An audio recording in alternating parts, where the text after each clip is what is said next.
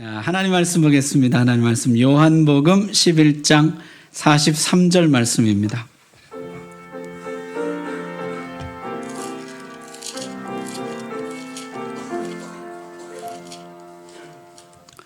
신약성경 166쪽입니다. 하나님 말씀 봉독할 때 우리 다 함께 자리에서 일어나셔서 한 목소리로 봉독합니다. 시작. 이 말씀을 하시고 큰 소리로 나사로야 나오라 부르시니 아멘.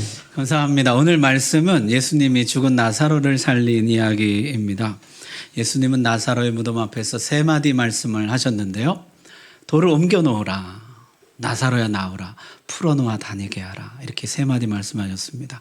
오늘 이 말씀을 중심으로 오늘 이 본문 한번 살펴보려고 합니다. 첫 번째는 돌을 옮겨 놓으라 인데요.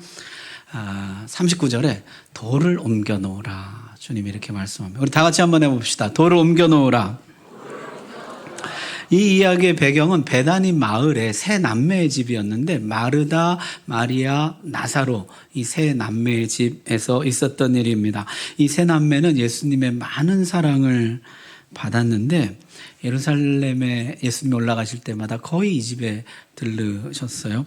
그래서 이 집에서 일어났던 많은 일화들이 성경에 남아 있습니다. 마르다가 많은 음식을 준비하느라고 분주했다든지 아니면 마리아는 예수님 앞에서 말씀을 듣고 있었다든지 그래서 뭐 둘이 좀 삐졌다든지 또 마리아가 예수님의 발에 향유를 부었다든지 하는 많은 아름다운 이야기들이 이 집 이야기에 남아져 있는 것이죠. 그런데 이 집에 문제가 생겼습니다. 이 나사로가 병이 든 것이에요. 병세가 점점 악화되더니 심각한 상황에 이르렀습니다. 마르다와 마리아는 예수님께 사람을 보내서 이 긴급한 소식을 전했어요. 주여, 사랑하시는 자가 병들었나이다. 이 소식을 듣고 예수님이 이렇게 말씀하셨습니다. 4절인데요. 이 병은 죽을 병이 아니라 하나님의 영광을 위함이요 하나님의 아들이 이로 말미암아 영광을 받게 하려 함이라. 주님은 이것이 하나님의 영광을 위한 병이다 이렇게 말씀하셨습니다. 비단 이 나사로의 병뿐만이 아니었어요. 앞에 맹인을 고칠 때도 예수님 뭐라고 말씀하셨죠? 날 때부터 맹인된 이 맹인 누구 죄입니까? 물을 때 고난의 원인을 찾지 말고 고난의 목적을 찾아야 한다 이렇게 말씀하셨어요. 이것은 하나님의 일을 나타내기 위함이다 하셨습니다.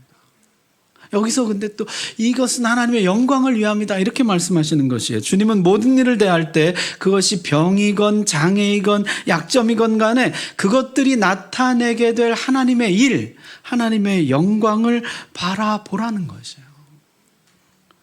여기서도 그렇게 말씀하시는 것이죠. 이 병은 하나님의 영광을 위한 것이다. 이 병으로 말미암아 아들이 영광을 받게 될 것이다. 너희는 이 병을 그렇게 바라봐야 된다. 이렇게 말씀하셨어요. 이것이 예수님의 관점입니다. 너희에게 주어진 모든 일은 하나님의 일을 나타내고 하나님의 영광을 드러내는 재료들이라는 것이죠. 여러분 사실 하나님의 허락 없이 일어날 수 있는 일이 어디 있습니까? 모든 일은 하나님의 통치 아래 섭리 아래 일어나는 것입니다. 그 모든 일의 목표는 하나님을 나타내는 것, 하나님의 영광을 나타내는 것이라는 것이죠. 여러분 4절 말씀을 영어 성경 NIV 성경 이렇게 번역하고 있습니다. This sickness will not end in death. No, it is for God's glory. 이것은 결코 죽음으로 끝나지 않을 것이다. 이것은 하나님의 영광으로 끝날 것이다. 이렇게 말씀합니다. 이것이 우리가 모든 일을 바라보는 관점이어야 하고 모든 일을 다루는 목표여야 한다는 거죠. 이 일이 결코 죽음으로 끝나지 않을 것이다. 이 일이 결코 패배로 끝나지 않을 것이다. 이 일은 하나님의 영광으로 끝날 것이다. 그 관점을 가져야 한다는 것이죠. 나중에 밝혀지겠지만은 이미 이때 나사로는 죽었습니다.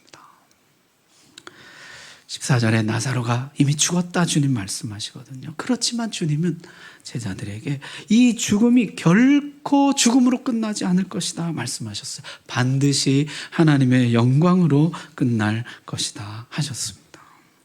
여러분, 실제 죽음이 하나님의 영광을 가장 극명하게 드러낸 것, 누구의 죽음이죠? 예수님의 죽음입니다.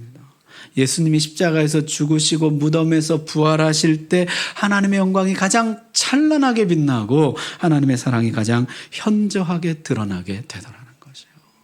이 죽음은 결코 죽음으로 끝나지 않을 것이다. 따라서 예수님 안에서 모든 성도의 죽음이 결코 죽음으로 끝나지 않을 것입니다. 주님 안에서 부활로, 영원한 천국으로, 면류관과 상급으로, 영생으로, 하나님의 영광으로 끝나게 될 것입니다. 그 관점을 가지라는 것이에요. 그렇게 말씀하시고 자 이제 가자 하실 것 같은데요, 거기서 이틀을 더 유하셨습니다. 당장 가셔도 될까 말까인데 예수님이 지체하시는 것이에요. 지도 한번 보십시오. 가운데가 이제 요단강이고요. 오른쪽이 요단강 건너편 베단이에요. 예수님 지금 저기 계십니다. 요단강 건너편 베단이. 그리고 삼남매의 집은 강 건너 예루살렘 밑에 베단이에요. 예루살렘 바로 밑에 있는 베단이. 이름은 같죠? 예수님 지금 계신 곳도 베단인데 요단강 저편 베단이고 삼남매의 집은 예루살렘 밑에 베단이에요. 이 베단에서 베단이까지 거리가 약 32km입니다. 하루길이죠. 자, 서둘러도 하루는 걸릴 텐데 예수님이 안 가시는 거죠. 지체하시는 것입니다. 실제 예수님이 베다니 삼남매의 집에 도착하셨을 때는 나사로가 죽은 지 4일 지난 다음 나흘째 되는 날이다. 성경에 이렇게 기록하죠. 여러분, 이것을요 시간 순서로 재구성해 보면 이렇습니다. 첫째 날 나사로가 심각한 상황에 이르자 예수님께 전령을 보냅니다. 나사로가 병들었다고. 그 소식을 듣고 그날 나사로가 죽습니다. 첫째 날 죽습니다. 그리고 둘째 날, 셋째 날 예수님이 거기서 이틀 더 머무십니다. 소식을 듣고 바로 출발하지 않고 베다니, 요단강 건너 베다니에 그냥 계셨다는 것이요. 그리고 넷째 날 이제 예수님이 거길 떠나 삼남매의 집으로 오셨어요. 죽은 지 나흘째 되는 날, 4일째 되는 날에야 주님이 도착하신 것이죠. 자, 여러분, 이 예수님의 지체하심을 어떻게 봐야 할까요? 이미 나사로가 죽은 걸 아셨기 때문에 서두를 필요가 없었던 것일까요? 아니면은 아까 말한 그 하나님의 영광과 관련된 의도된 지체였을까요? 주님은 지체하셨습니다. 당시 유대인 랍비들은 가르치기를 사람이 죽으면 그 영혼이 3일 동안 그 위에서 맴돌다가 3일이 지나서 시신이 부패하기 시작하면은 이제 자기 몸을 떠나 아주 갈 곳으로 간다. 그렇게 가르쳤습니다. 당시 유대인들이 생각하기에 영혼이 다시 자기 몸으로 돌아올 수 있는 시한은 3일이었어요. 3일이 지나면 다시는 못 돌아온다 생각했습니다. 의술이 발달하지 못한 고대 사회에서 죽은 줄 알았는데 다시 깨어나는 일들이 간혹 있었다는 것이죠. 3일은 지켜봐야 된다는 거죠. 3일이 지나서 부패하기 시작하면 그때는 뭐 돌아오고 싶어도 못 돌아오고 돌아와도 살 수가 없는 것이죠. 당시에 사람들이 그런 관념을 일반적으로 가지고 있었다면은 4일이 지난 후에 오셔서 나사로를 살리신 것은 4일 지난 후에 나사로의 부활은 하나님의 영광을 드러내고 예수님이 하나님의 아들 되심을 나타내기에 필요한 시간이었을 것입니다. 예수님의 의도적인 지체. 저는 이것을요, 선의의 지체라고 부르고 싶은데요. 나를 위한 선의의 지체가 있다는 것이에요. 여러분, 예수님이 직접 그렇게 말씀하세요. 15절에 보면요. 내가 거기 있지 아니한 것을 너희를 위하여 기뻐하노니 이는 너희로 뭐하게 하려 함이라? 믿게 하려 함이라. 이 의도된 지체가, 이 지체가 믿음이라는 결과를 가져왔다는 거죠. 정말 그렇게 되었을까요? 12장에 가면은 이 사건의 결말을 이렇게 말씀해 줍니다. 대제사장들이 나사로까지 죽이려고 모이하니 나사로 때문에 많은 유대인이 가서 예수를 믿음이더라. 많은 유대인이 예수를 믿게 되었다는 것이에요. 이 예수님의 지체는 많은 열매를 맺게 되었습니다.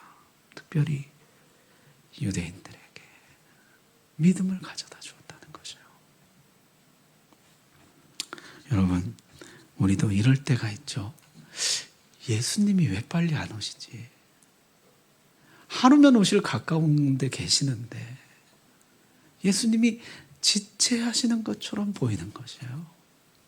성경에 보면은 예수님이 내 앞에 계시고 내 옆에 계시고 내 뒤에 계시고 내 안에 계시고 내 위에 계시고 누누이 너희 가까이에 예수님이 계신다고 말씀하시는데 나는 멀게만 느껴지는 것이에요.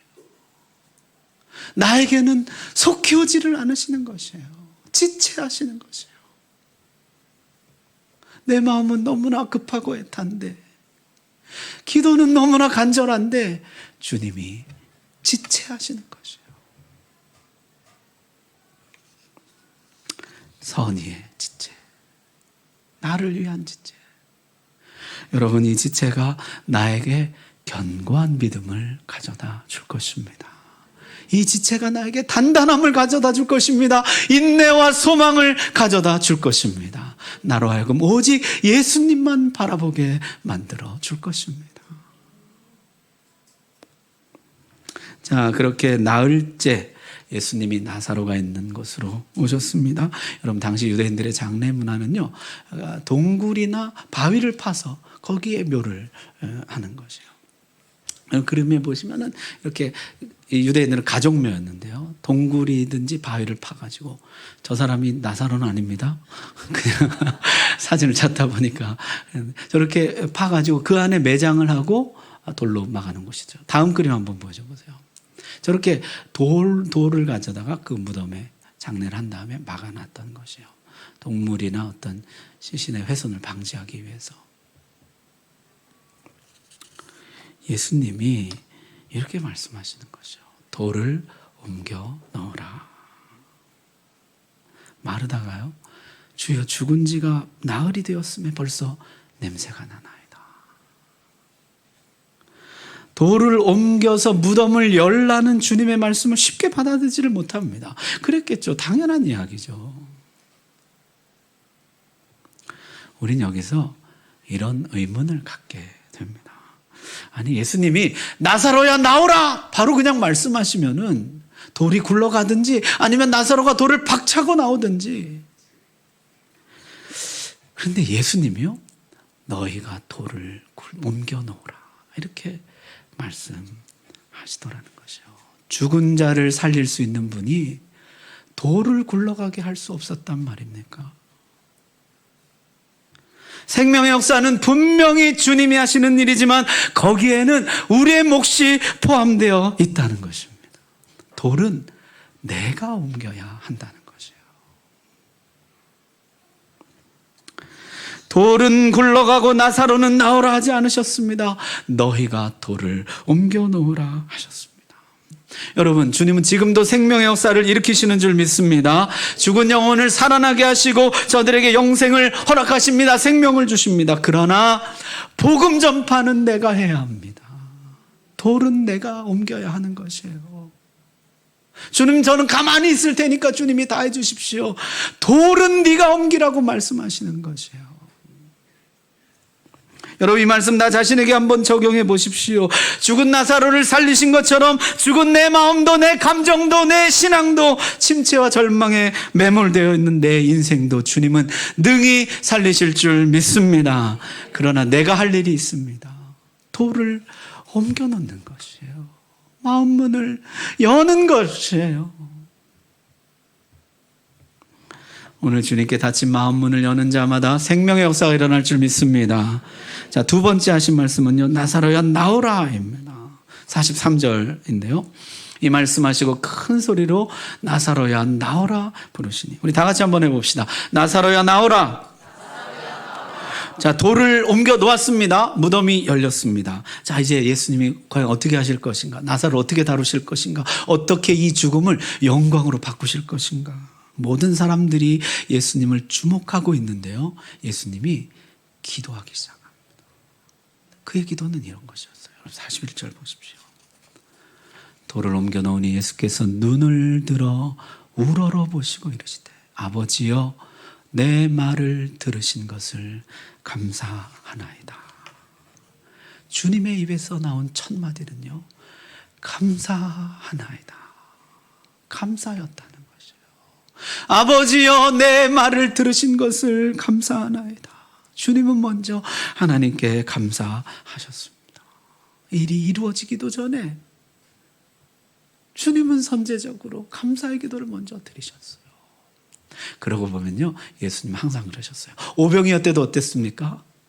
하늘을 우러러보시고 축사하시고 번역했는데 이게 감사하시거든요. 감사하시고 떡을 나눠주신 것이에요. 주님은 항상 먼저 감사 기도를 올려드리셨어요. 항상 먼저 감사하셨습니다. 왜냐하면은 응답의 확신이 그에게 있었기 때문이에요. 하나님이 반드시 내 말을 들으실 것이라는 확신. 다음 절에 이렇게 말씀하죠. 항상 내 말을 들으시는 줄을 내가 알았나이다.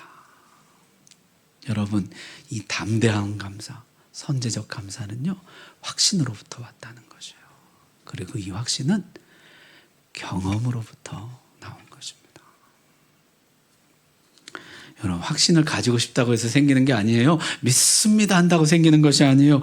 경험이 누적되어야 하는 것입니다. 응답의 경험, 섭리의 경험, 인도의 경험, 하나님 경험들이 내 안에 누적되어 갈 때, 그것이 쌓여갈 때, 그것이 비로소 확신이 되고 그 확신으로부터 담대한 감사, 선제적 감사가 나오게 되더라는 것이에요. 아버지여 내 말을 들으신 것을 감사합니다. 항상 내 말을 들으시는 것을 내가 알았나이다. 여러분, 오늘 이 기도가 우리의 기도가 되기를 바랍니다.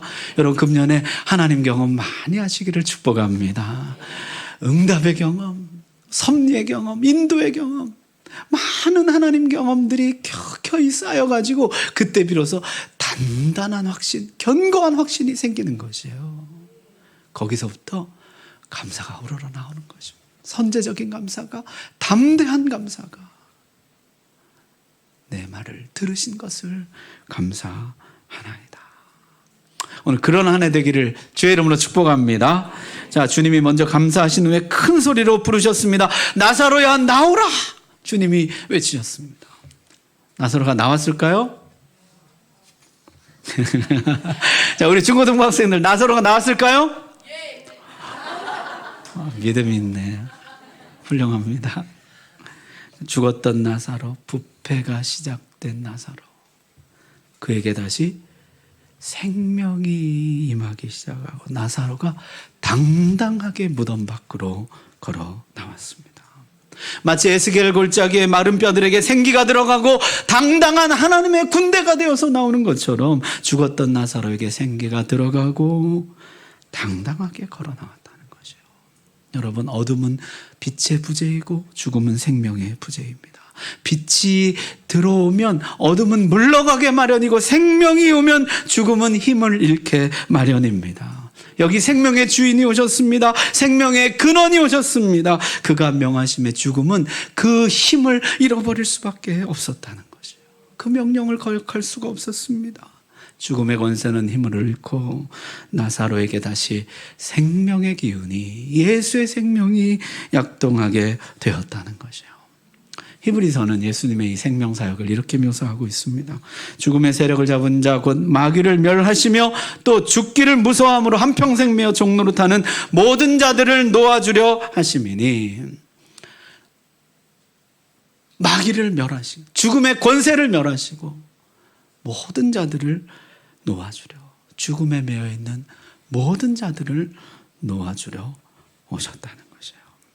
여러분, 우리는 더 이상 죽음의 권세 아래 있지 않고 생명의 권세 아래로 옮겨진 줄 믿습니다. 생명의 권세가 우리에게 주어진 줄 믿습니다. 하나님의 자녀가 되는 권세가 우리에게 주어진 줄 믿습니다. 예수의 권세가 내 권세가 된 줄 믿습니다. 우리 지금 한번 찬송하고 계속 말씀 나눌 텐데요. 예수님 권세, 우리 함께 찬송하겠습니다. 우리 중고등학생도 이 찬양 알지 모르겠네요. 여러분들 할아버지 할머니가 힘차게 불렀던 찬송이에요. 예수님 권세, 예수님 권세, 예수님 권세, 내 권세. 우리 한번 힘차게 찬송하고 계속 말씀 보겠습니다.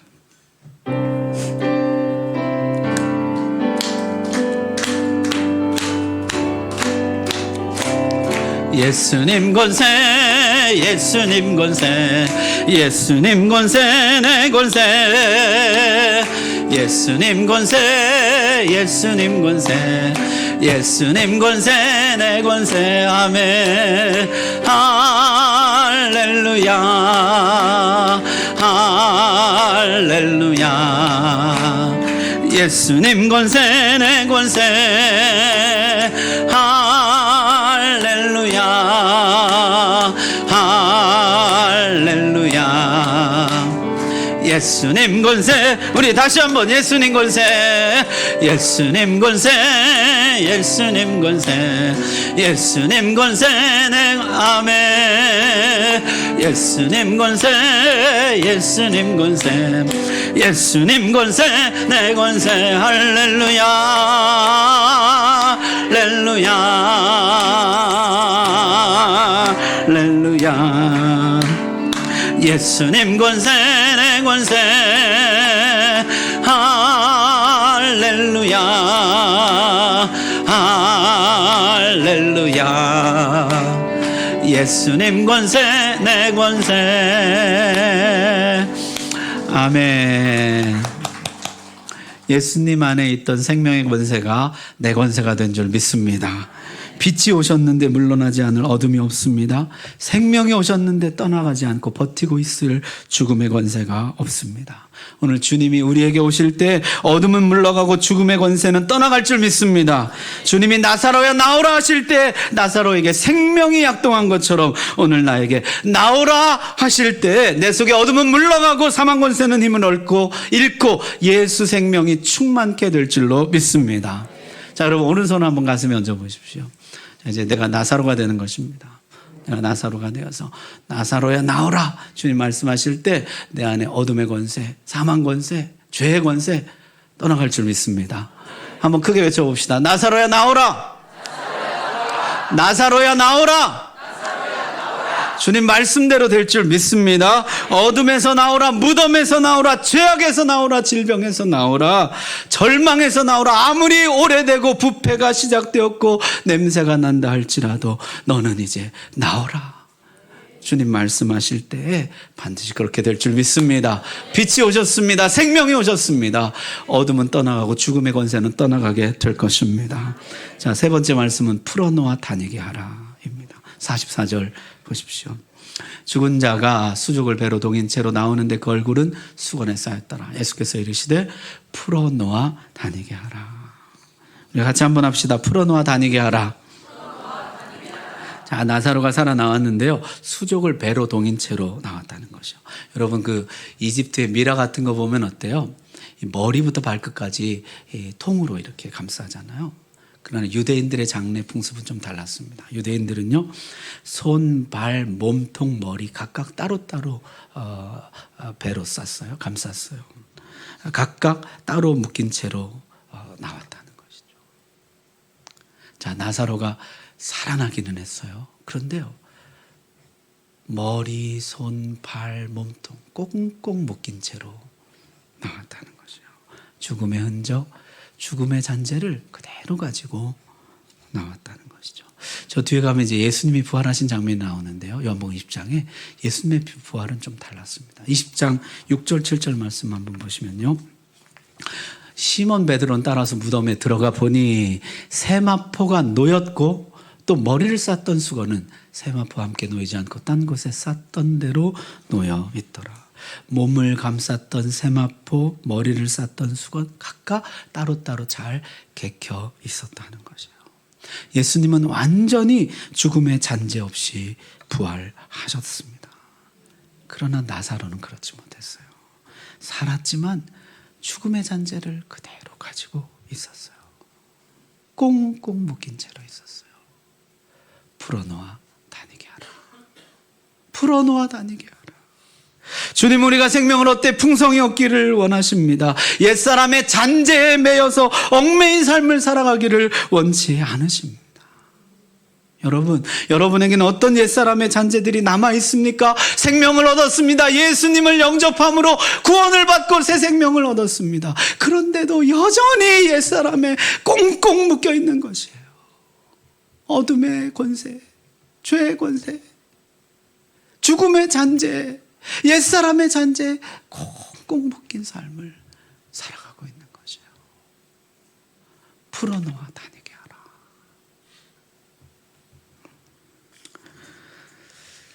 사도 바울은요, 옛사람의 잔재로부터 완전히 벗어난 참된 성도의 자유함에 대해서 이렇게 고백했습니다. 고린도후서 말씀인데요, 제가 공동 번역으로 읽어드리겠습니다. 영광을 받거나 수치를 당하거나 비난을 받거나 칭찬을 받거나 언제든지 하나님의 일꾼답게 살아갑니다. 우리는 속이는 자 같으나 진실하고 이름 없는 자 같으나 유명하고 죽은 것 같으나 이렇게 살아 있습니다. 또 아무리 심한 벌을 받아도 죽지 않으며 슬픔을 당해도 늘 기뻐하고 가난하지만 많은 사람을 부유하게 만들고 아무것도 가진 것이 없지만 사실은 모든 것을 가지고 있습니다.